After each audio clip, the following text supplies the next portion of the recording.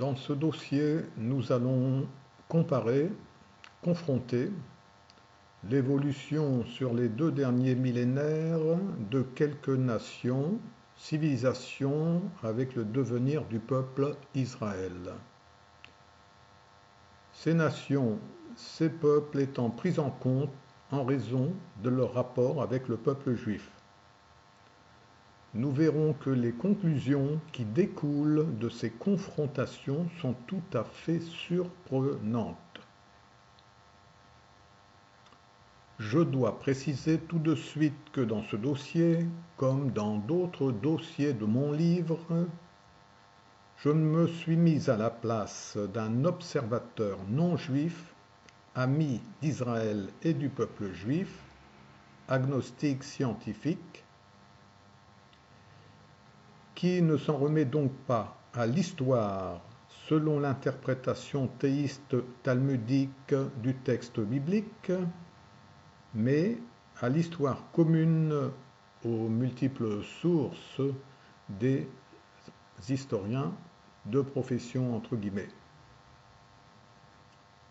Dieu est donc absent de la quête de cet observateur.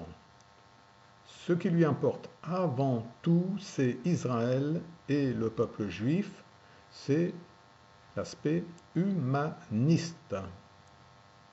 Cette façon de traiter le sujet permet d'éviter des polémiques et des controverses stériles entre personnes ne parlant pas le même langage et en fin de compte ne parlant pas des mêmes choses. D'un côté, les théistes qui s'en remettent à Dieu et considèrent que les textes bibliques et religieux émanent de lui, de l'autre, les humanistes, au sens étymologique du mot, agnostiques, scientifiques, non théistes, qui mettent en avant l'homme. Ceci étant dit en guise d'introduction, nous allons évoquer dans un premier temps ces nations et civilisations, puis dans un deuxième temps, nous évoquerons les royaumes juifs qui ont existé durant la même période.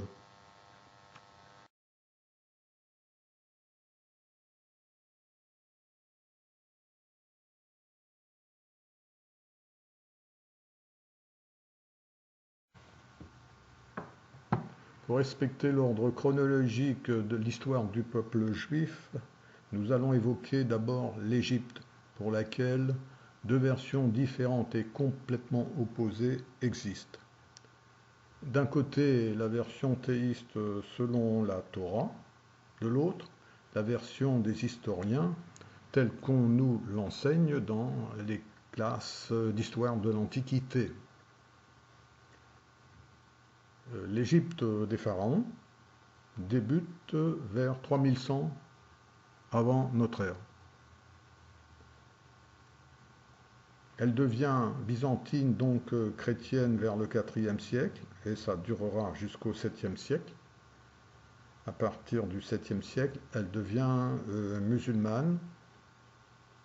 Finalement, cette Égypte polythéiste aura duré 3400 ans, et elle est maintenant islamique depuis 1500 ans. L'Égypte des pharaons occupe pratiquement la Torah dans 4 livres sur 5, avec le récit de la sortie d'Égypte et l'arrivée en terre promise.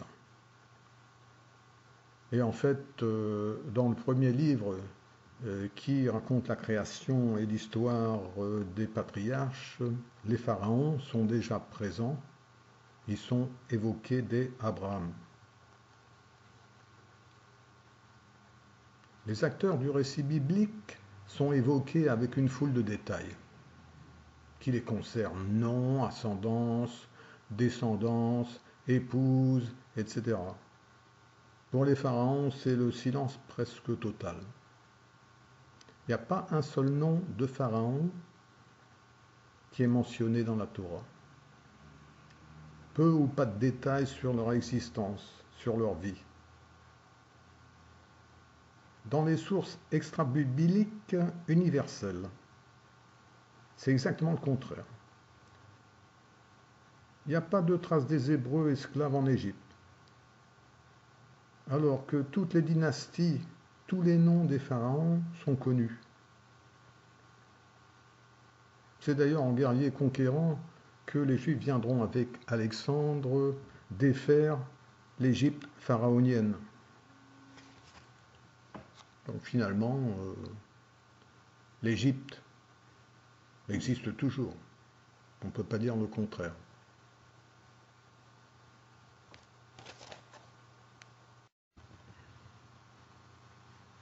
Nous allons parler maintenant de la Grèce. Vers 340 avant Jésus-Christ, Alexandre conquiert l'Égypte, accompagné de mercenaires juifs, et fonde Alexandrie, dont la moitié de la population de 300 000 habitants est juive. Il aura mis fin à l'Égypte des pharaons. Les Ptolémées qui vont lui succéder vont réaliser, par l'entremise de Ptolémée II, le syncrétisme entre les civilisations grecques et égyptiennes. Les Juifs seront très influencés par la culture grecque, comme plus tard d'ailleurs par la culture romaine, ce qui entraînera beaucoup de mariages mixtes et beaucoup d'assimilation. D'autant qu'en milieu urbain, cosmopolite et polysthéiste, il y avait beaucoup plus de tolérance ethnique et interreligieuse qu'il y en aura plus tard avec l'arrivée des monothéismes d'État, des royautés. Il y a beaucoup de similitudes entre la Torah de Moïse et la mythologie grecque selon Homère, qui vécut au 7e siècle avant notre ère. Sauf que le récit grec, lui, il est resté mythologique, tandis que le récit hébraïque se veut historique.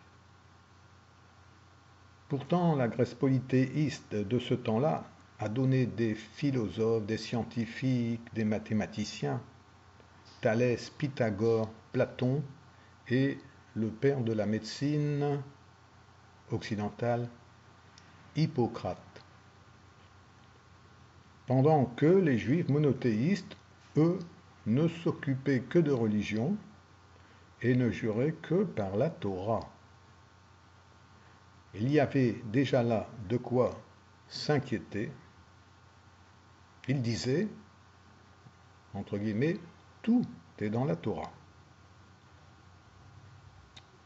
Tout n'est pas dans la Torah, mais elle contient sûrement des choses qu'on n'a pas découvertes.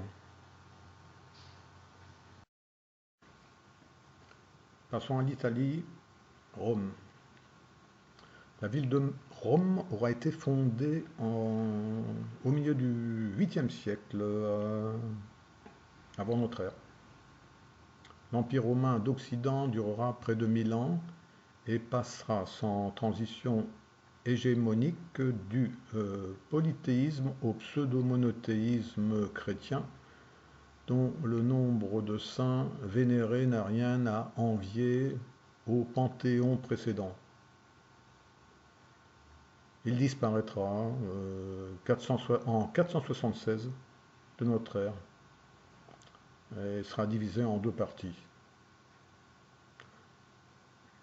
Rappelons qu'au 1er siècle avant Jésus-Christ, les Juifs représentaient 10% de la population des territoires de l'Empire qui comptait 55 à 60 millions d'habitants. Les débuts de la christianisation commenceront réellement entre le 3e et le 4e siècle. Les nombreuses révoltes juives en Israël et la bataille pour Jérusalem firent plus de 2 millions de victimes, dont certains furent crucifiés, massacrés dans les arènes, vendus comme esclaves. C'est là qu'il faut chercher la raison de l'implantation au cœur du christianisme et de la résidence papale, le Vatican, à Rome, dans un esprit de renversement et de falsification de l'histoire. Les Romains voulaient se dédouaner de l'exécution du Christ. Néanmoins, la richesse culturelle et extraordinaire de la Renaissance italienne a prouvé que les Italo-Romains d'hier ont laissé une continuité de civilisation qui perdure et évolue depuis plus de 2500 ans.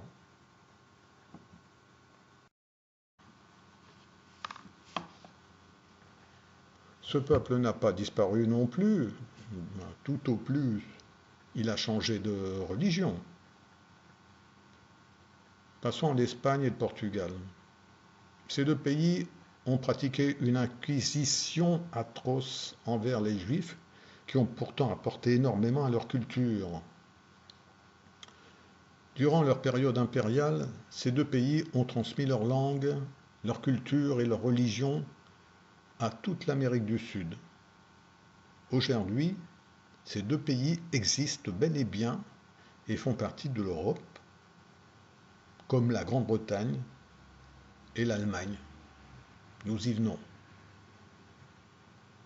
La Grande-Bretagne. Ce sont les Anglais qui furent les premiers à propager un mythe selon lequel les Aryens, peuple d'Asie centrale, ont envahi l'Inde vers 1500 avant notre ère et composèrent les Védas. En réalité, les Védas sont les plus anciens textes religieux au monde. Les premiers Védas datent de près de 6000 ans. Hitler a repris cette théorie des deux invasions aryennes, l'une vers l'Inde et l'autre vers l'Europe, et il emprunta aussi aux hindous la croix aryenne dont il a inversé les extrémités.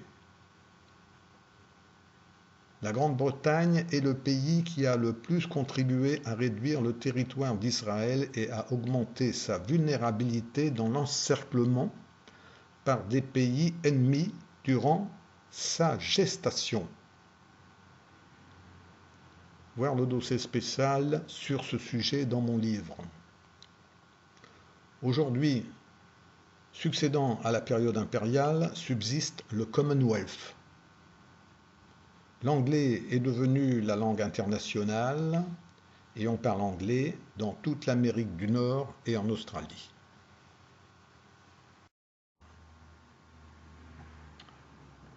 L'Allemagne. Après le VIe siècle avant notre ère, les tribus germaniques s'installent sur les territoires qui correspondent à l'Allemagne, les Pays-Bas et la Pologne actuelle. C'est ce peuple chrétien civilisé entre guillemets, dont l'histoire remonte à près de 2500 ans, qui sera l'auteur dans l'époque contemporaine de la Shoah, l'acte le plus immonde que l'humanité a connu.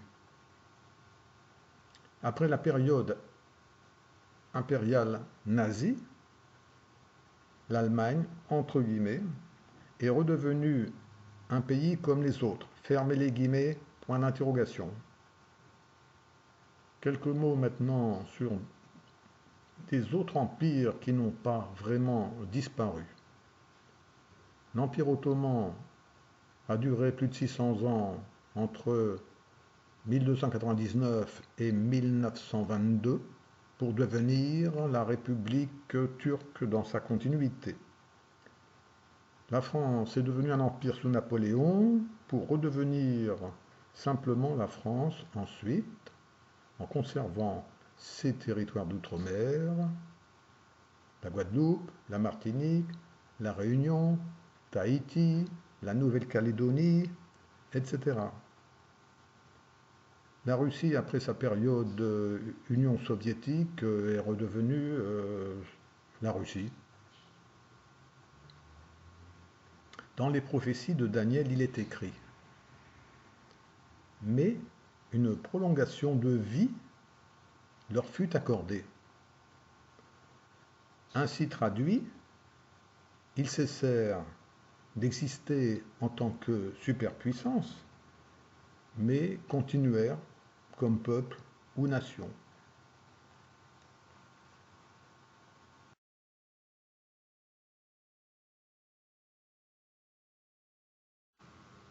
Nous envisageons maintenant la deuxième partie des royaumes juifs. On commence par la Babylonie. À l'époque de la destruction du deuxième temple, une partie des Hébreux réside depuis au moins 5 siècles en Babylonie. En l'espace de 2 siècles, près de 2 millions de Juifs de Judée et des restes de l'Empire romain rejoignent les provinces parthes. Dans l'Empire parthe, les Juifs deviennent majoritaires dans de nombreuses villes. À Babylone même, à Seleucie, à Ispahan, à Suse.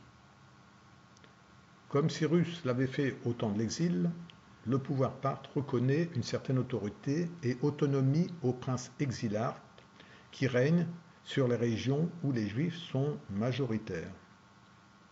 À la fin du IIIe, les Juifs seront même majoritaires dans la capitale de l'Empire, Ctésiphon. De 211 à 642, ce sont les Sassanides, puis ensuite le califat arabe, qui continuent à reconnaître l'exilarque. Ce système aura duré près de 1000 ans.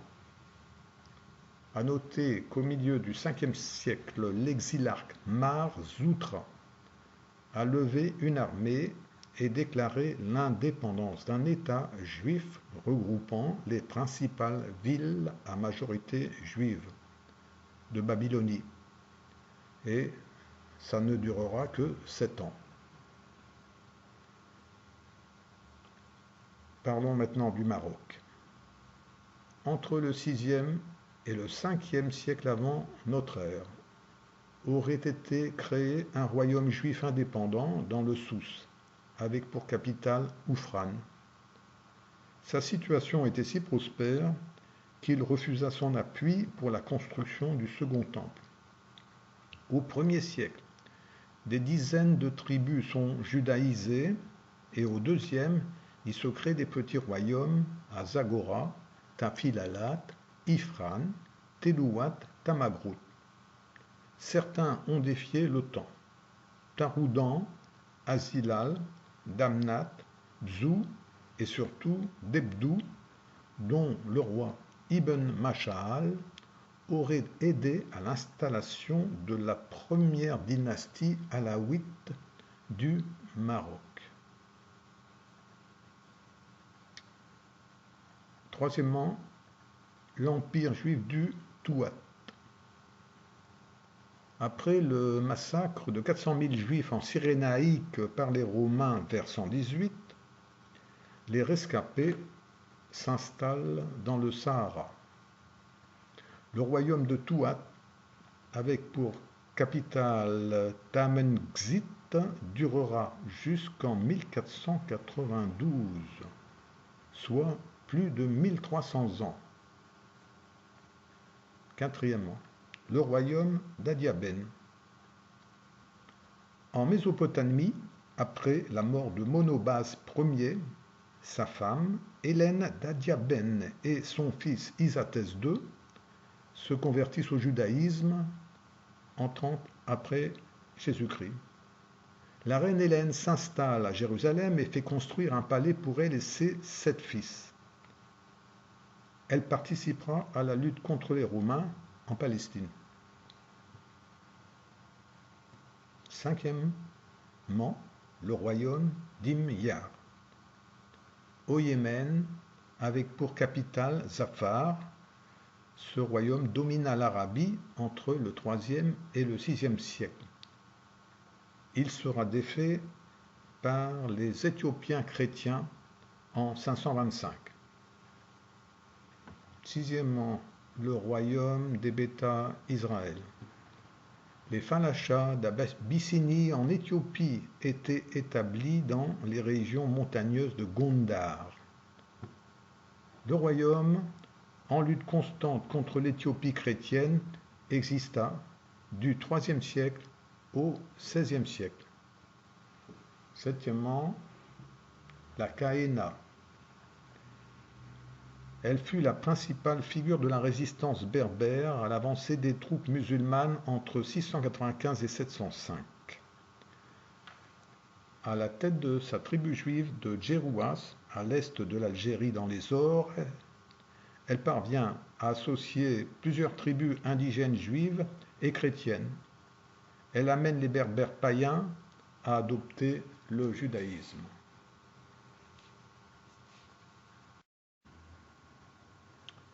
Huitième point, le royaume khazar.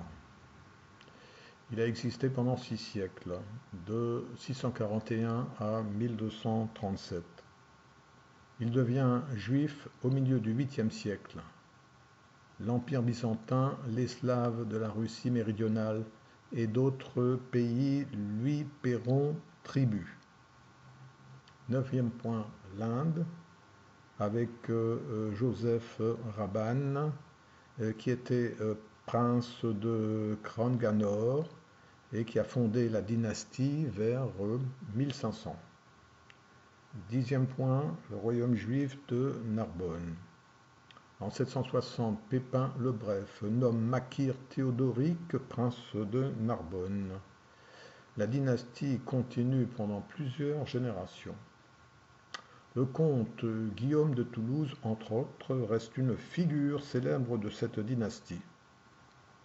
Cette liste n'est pas exhaustive. On pourrait ajouter des peuplades et tribus d'Afrique noire, comme les Bayudas du Congo, les Abayudayas d'Ougando, les Bêta Israël du Ghana, les Ibos du Nigeria, les Dan de Côte d'Ivoire, et certaines tribus Tutsi.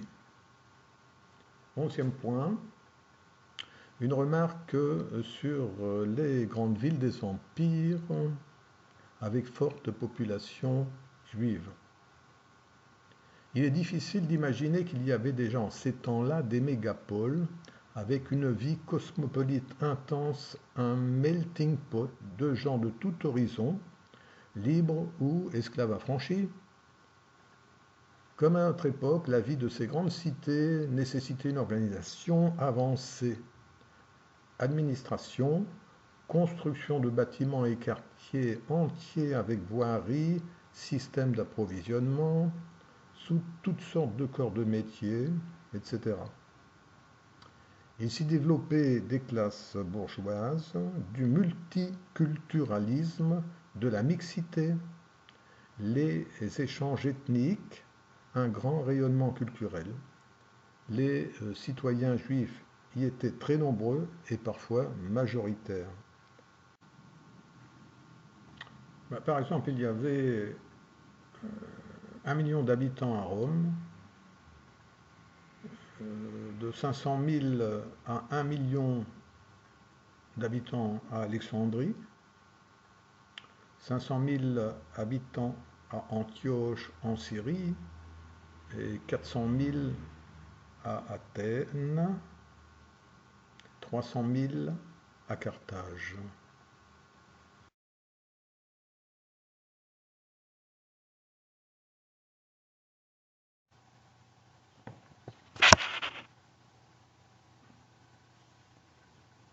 Notre observateur, ami d'Israël et du peuple juif, fait maintenant le bilan. Bilan démographique, bilan territorial et bilan culturel et historique. Premièrement, le bilan démographique. À l'époque romaine, vers 15 ans après Jésus-Christ, les chiffres approximatifs sont les suivants. Empire romain, 54 millions, dont 6 millions de juifs. Gaule, comprenant la France, la Belgique, la Hollande, le Luxembourg, l'Italie du Nord et une partie de l'Allemagne, 6 millions d'habitants, dont moins de 4 millions pour la France. Péninsule italienne, 5 millions. Péninsule ibérique, Espagne plus Portugal, 4 millions. Et quant aux îles britanniques, 2 à 3 millions. D'une façon générale, on peut considérer que la population de ces régions est multipliée environ 20 fois aujourd'hui, alors que la population juive mondiale est passée de 7 millions à l'époque à 13 millions aujourd'hui, c'est-à-dire multipliée par 2 à peine. Alors que cette population juive dépassait de loin celle de pays européens comme la France, la Grande-Bretagne, l'Allemagne, l'Italie ou l'Espagne il y a 2000 ans. Avec ces 7 millions d'âmes, la population des Israël s'est levée à près de 3% de la population mondiale il y a 20 siècles. Aujourd'hui, elle en continue à peine 2 pour 1000. L'Inquisition, les pogroms, la Shoah ne suffisent pas à expliquer le fait car tous ces pays ont subi des guerres, des famines et des grandes épidémies. Au niveau de la religion, le bilan démographique est encore bien plus parlant. Les pays chrétiens occupent les continents européens, américains, l'Australie et une partie de l'Afrique pour 2,3 milliards de croyants. Il y a plus de 25 pays musulmans dans le monde. Le nombre de musulmans est d'environ 1,6 milliard. Passons maintenant au bilan territorial. La surface d'Israël est l'équivalent d'un département français si on retire le désert du Negev, tandis que ces pays européens sont 20 fois plus grands que lui. Sur l'ensemble des pays musulmans, chaque habitant dispose de 6 fois la surface dont dispose un Israélien. Vu de l'espace, la terre d'Israël sur le globe terrestre est plus petite qu'un pouls sur une tête chevelue. Troisièmement, le bilan culturel et historique. Comparé à ces pays occidentaux, le bilan culturel et historique du peuple juif sur 2500 ans, mis à part la Bible, est très limité.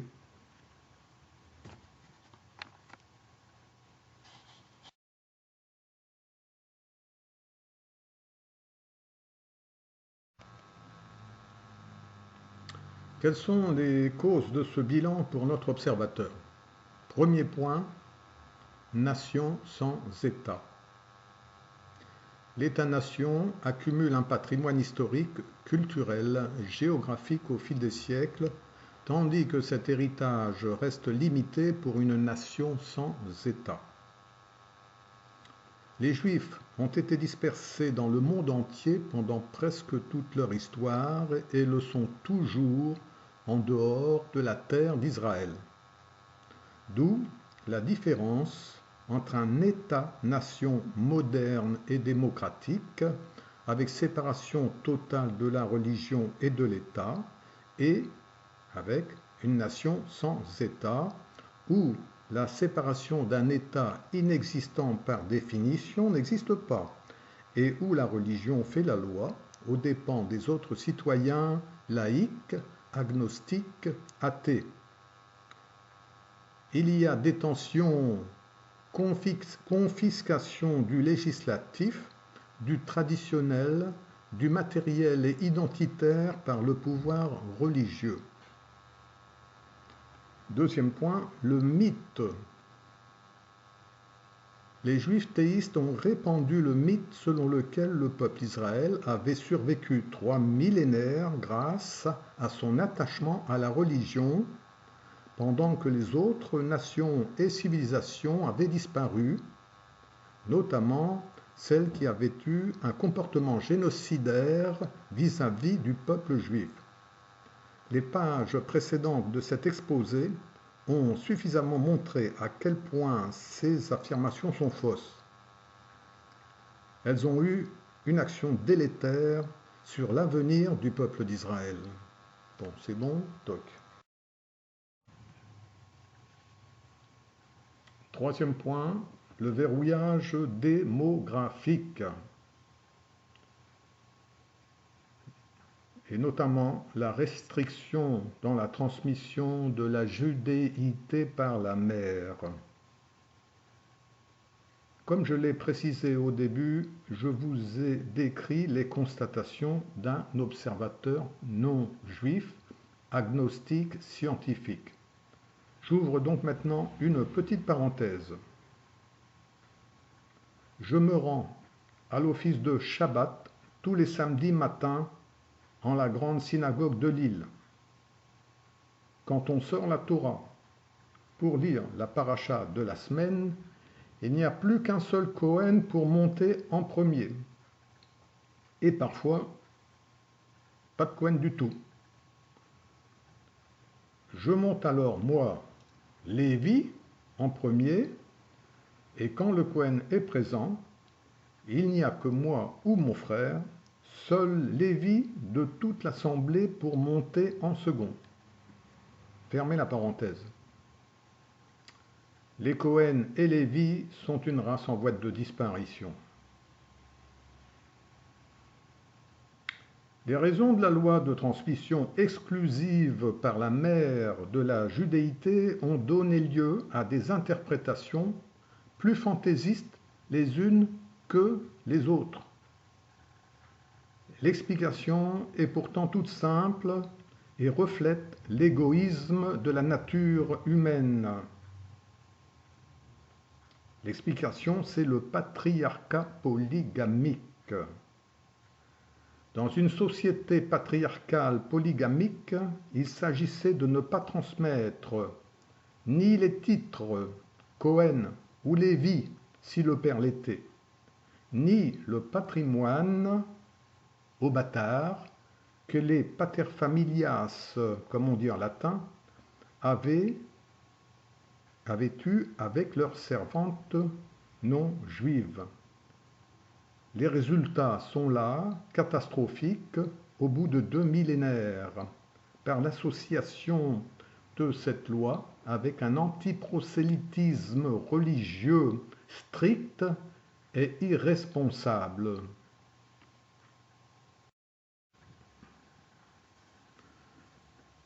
Et là, nous sommes en contradiction totale avec Bereshit. En effet, aucune des femmes des patriarches n'était juive.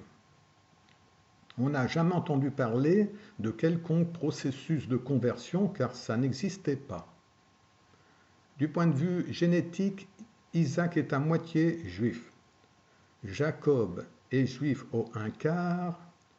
Joseph et ses 11 frères, pères des 11 tribus, sont juifs au 1/8. Et les 2 fils de Joseph, Éphraïm et Manassé, pères de la 12e tribu, sont juifs au 1/16, c'est-à-dire à 6,25%, considérés comme juifs, ainsi que leur descendance dans la Torah. D'après la loi juive introduite plus de 1000 ans plus tard, Isaac n'est pas juif ni personne après lui. Alors, deuxième point du verrouillage démographique, il s'agit de l'intolérance et de l'antiprosélytisme, les conditions drastiques de la conversion.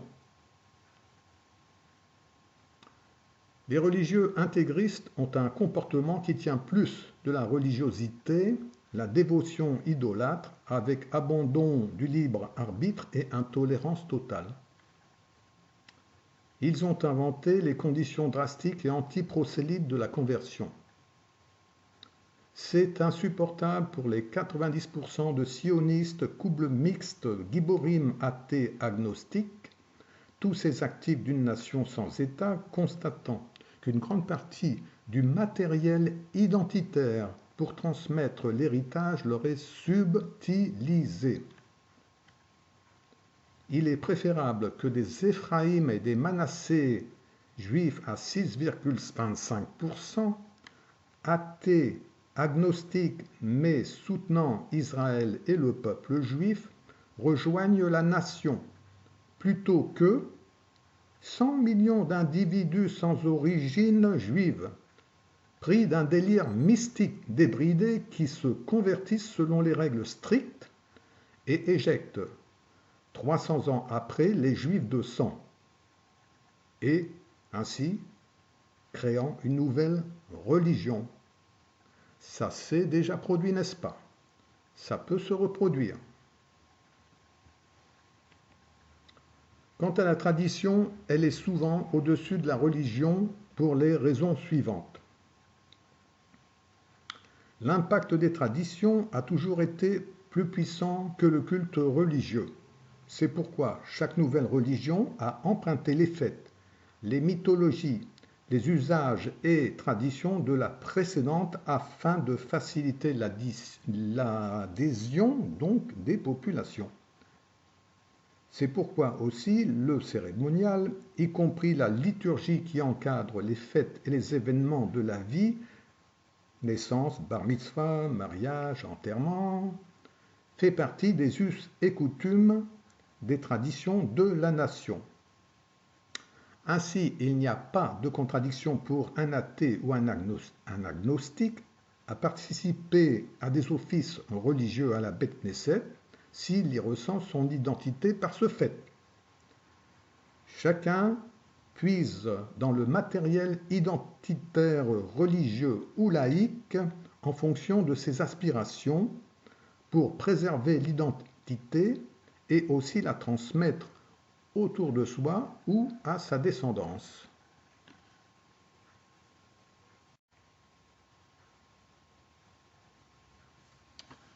Quatrième point, le verrouillage géographique. Du fait d'un attachement à un héritage territorial, la plupart des nations-États se reconstruisent sur leur territoire ancestral après avoir été défaits lors de guerres et d'invasions. Des empires déchus reviennent dans leurs limites géographiques initiales. Les royaumes juifs qui se sont créés de par le monde, même après avoir existé pendant plusieurs siècles, n'ont jamais ressurgi de leurs cendres après destruction. Et cela ne peut s'expliquer que par leur idolâtrisme géographique biblique. Manque d'attachement territorial en dehors d'Israël, focalisation vers le retour à Jérusalem et la reconstruction du temple. C'est la raison pour laquelle les théistes se contentent de prier en bas du mur, pendant que les musulmans fanfaronnent du haut de, entre guillemets, l'esplanade des mosquées. Ces juifs religieux attendent qu'un messie vienne, entre guillemets, faire le boulot à leur place, afin de libérer le mont pour y reconstruire le temple. Là encore, on est en contradiction avec la Torah dans Bereshit, puisque les Juifs devaient être aussi nombreux que les étoiles du ciel et occuper des grands territoires en rapport avec ce grand nombre.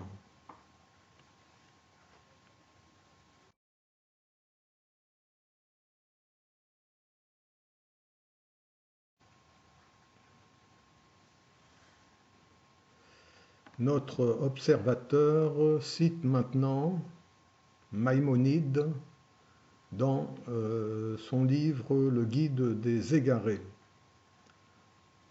Maïmonide met les points sur les i à ceux qui blasphèment le troisième commandement.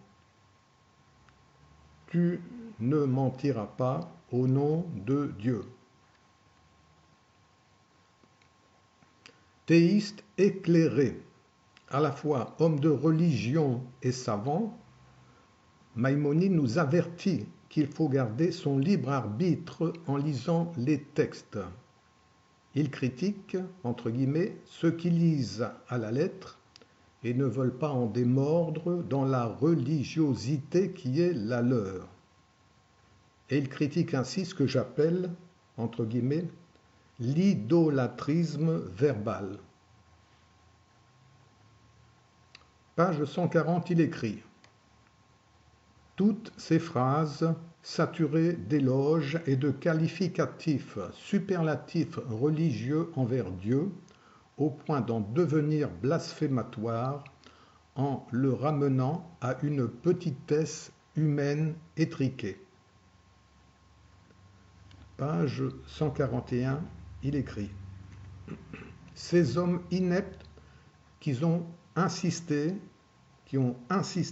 longuement sur les attributs de Dieu dans les prières de leur composition et des oraisons de leur façon par laquelle ils croyaient s'approcher de Dieu jusqu'au blasphème et au péché. » Page 11. Le trouble de l'homme instruit diminue quand il comprend qu'il y a un aspect allégorique au texte qu'il ne faut pas prendre dans le sens propre. Page 15.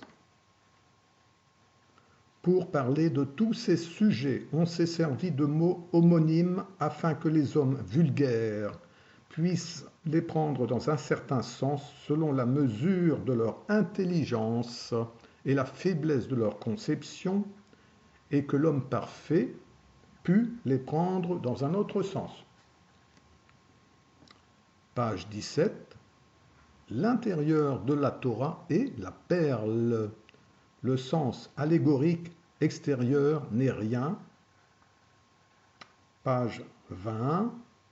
La plupart des écoles du monde de nos jours sont atteintes de la folie qui consiste à vouloir trouver un sens à tous les mots de l'allégorie par lesquels l'auteur n'a visé en rien, etc., etc., etc.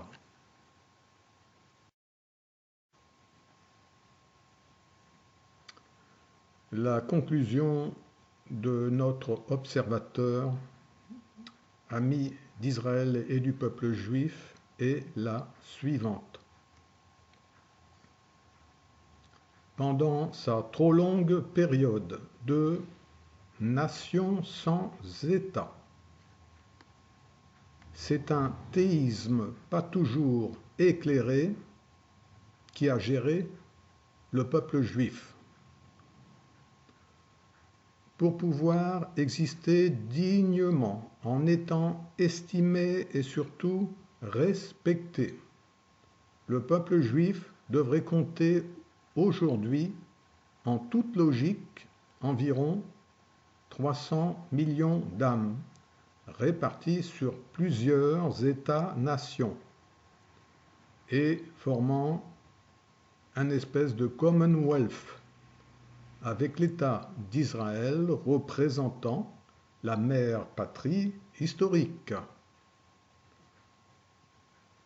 Finalement, ça ne serait pas trop face aux 2,4 milliards de chrétiens et 1,8 milliard de musulmans.